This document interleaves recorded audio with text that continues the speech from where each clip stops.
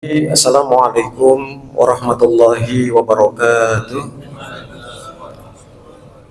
Bismillah walhamdulillah wassalatu wassalamu ala rasulillah Sayyidina Muhammad ibn Abdillah wa ala alihi wa sahbihi wa man tabi'ahu wa wala. Subhanaka la ilma lana illa ma 'allamtana innaka antal alimul hakim.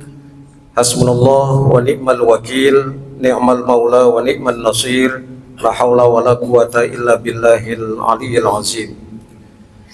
Hadirin jamaah salat zuhur yang mudah-mudahan kita semua dimuliakan Allah Subhanahu wa taala, terutama pimpinan dan ibu pimpinan mudah-mudahan terus diberikan keberkahan oleh Allah Subhanahu wa taala. Puji syukur kita panjatkan kehadirat Allah dan sholawat serta salam mudah-mudahan dilimpahkan kepada junjungan kita Nabi besar Muhammad sallallahu alaihi wasallam. Mohon izin untuk menyampaikan amanah dan mohon maaf jika berdirinya saya di tempat ini mungkin mengganggu zikir dan i'tikaf para bapak dan ibu sekalian. Alhamdulillah, kesempatan yang penuh barokah ini Al-Fakir teringat ada sebuah dialog. Ini terjadi kisaran antara 2005 mendekati 2006, beberapa tahun yang lalu, yaitu dialog antara seorang murid dengan guru. Saya teringat betul, yaitu almarhum Haji Taufik Safalas yang meninggal tahun 2006. Beliau ini mempunyai seorang guru, salah satu ulama Betawi yang bernama Kiai Haji Sa'adi Al-Batawi. Ya, termasuk Al-Fakir waktu itu bersama almarhum Taufik Safalas. Dialog ini begini Bapak Ibu sekalian. Taufik Safalas almarhum bertanya kepada guru beliau, yaitu Kiai Sa'adi Al-Batawi, Pak Kiai, kita setiap hari diwajibkan untuk sholat 5 waktu. Apa sih sebenarnya yang bisa kita lakukan untuk bisa membuktikan sholat kita yang katanya hablum minallah bisa berimbas kepada hablum minannas? Ingat sekali dialog itu karena terjadi itu sekitar malam Jumat tahun kisaran 2005 mendekati 2006 gitu. Lalu Pak Kiai Sa'adi Al-Batawi menjawab begini, Taufik, dalam sholat bolehkah kita meninggalkan surat Al-Fatihah? Taufik memang karena sudah lama dididik, karena Taufik Safalas masuk Majelis Zikir As-Samawat tahun 99, sedangkan saya pribadi masuk 2001, jadi saya jauh tertinggal dengan almarhum Taufik Safalas. Kata Taufik Safalas, setahu saya Pak Kiai, kalau ada orang yang sholat tidak membaca surat Al-Fatihah, itu tidak akan sah sholatnya. Betul, ternyata memang Rasul yang menegaskan, la sholata liman lam yaqra bi fatihatil kitab. Tidak sah seseorang yang sholat tapi tidak membaca surat Al-Fatihah. Lalu Pak Kiai Sa'di menjelaskan, di dalam surat Al-Fatihah itu yang paling orang kenal adalah Alhamdulillah. Ucapan puji syukur hanyalah milik Allah Subhanahu wa ta'ala. Maka itu mari kita lihat, kata beliau, kurang lebih seperti ini. Subuh kita baca 2 kali Alhamdulillah. Zuhur, asar, isya 4 kali kita ucapkan Alhamdulillahirabbil alamin. Maghrib 3 kali. Lalu kata beliau, pernahkah kita berpikir bahwa ketika kita memuji Allah itu hablum minallah, bukan hablum minannas? Sekarang tugas kita adalah bagaimana Anda bisa lihat, kata Pak Kiai Sa'di kepada Taufik Safalas, setiap malam lebih dari 100 orang yang datang ke majelis kita, dari fakir miskin dan orang yang mungkin punya masalah, diantaranya sakit fisik dan sebagainya. Anda bisa lihat Taufik, setiap pasien yang datang ke tempat ini, karena Pak Kiai Sa'di ini bisa di browsing sampai sekarang itu, karena beliau masih hidup, itu beliau kepala arsip PT Total perusahaan minyak Prancis, ya, dan juga seorang ulama. Ya, setiap malam itu rumahnya selalu ramai didatangi orang yang sakit, dilayani tanpa dipungut biaya. Saya sudah 24 tahun menyaksikan itu. Bahkan pasien yang datang dari kalangan orang yang tidak mampu, entah itu dia naik angkot, naik Grab dan sebagainya, itu pulang diganti ongkosnya, bahkan diberikan sekedar untuk makan 1 hari itu. Kata Pak Kiai Taufik, apa yang Anda lihat?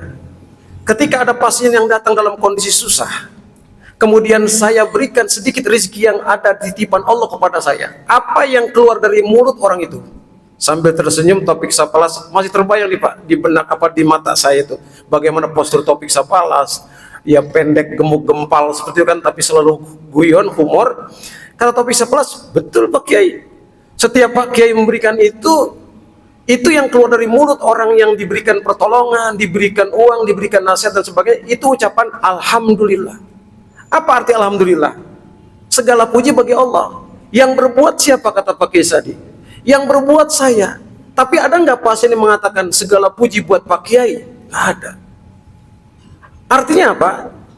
Jika benar-benar ingin mewujudkan sholat itu yang membuat orang dekat kepada Allah dan Allah ridho kepada kita adalah susah ketika kita mengucapkan alhamdulillah subuh 2 kali.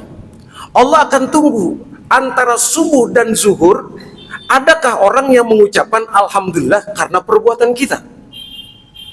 Jadi kalau tadi kita sholat subuh 2 rakaat mengucapkan alhamdulillah rakaat pertama, alhamdulillah rakaat kedua, dari mulai setelah sholat sampai mendekati zuhur yang kita akan mengucapkan alhamdulillah lagi, sudah adakah orang lain yang mengucapkan alhamdulillah karena perbuatan kita?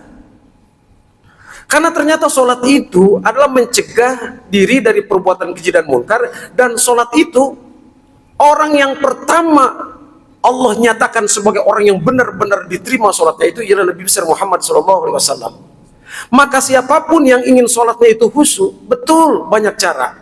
Sholat dengan tenang, sampai ada yang berusaha seperti sahabat Rasul yang ketika ia dalam peperangan tertancap anak panah, begitu sakitnya untuk dicabut, tapi apa kata beliau? Jangan cabut anak panah ini dulu, saya akan sholat, nanti ketika saya sholat engkau cabut anak panah ini. Dan ternyata benar, ketika dia sholat anak panah itu dicabut, ia tidak merasakan sakit karena sedang khusyuk menghadap Allah Subhanahu wa Ta'ala. Kata Pak Kiai Sadi, itu sangat bagus, tapi kita tidak mungkin melakukan itu lagi, tidak ada peperangan sekarang.